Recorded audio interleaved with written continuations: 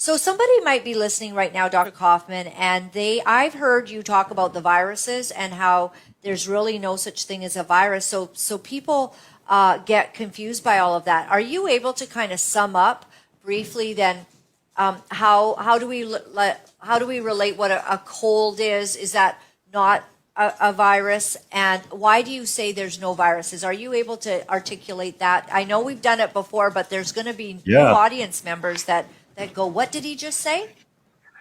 That's okay. I know it's a lot to wrap your head around because it's such a different thing. But you know what the official definition of what a virus is, right? It's a physical thing. It's not, an idea or a thought, right? We have computer viruses; they're a different thing.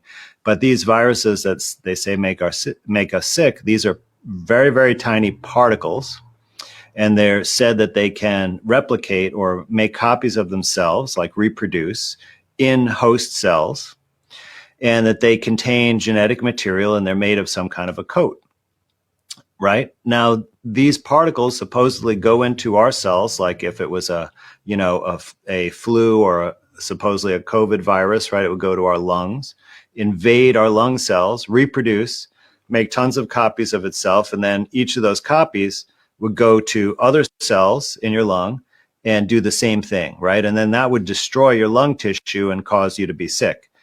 That's what we're told in every single textbook, what a virus is and what it does. Now, it's stated, but they never cite the scientific paper or papers which demonstrate all of those things.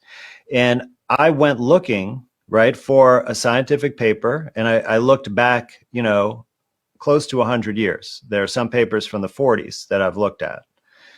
And there's not one paper where they actually found a particle in a sick person that they could show was, had genetic material and could reproduce itself and cause disease in that way. Never once have they ever shown that. Now, there's been lots of claims that this is the case and that they find viruses, but when you look at the experiments, they've never actually done it.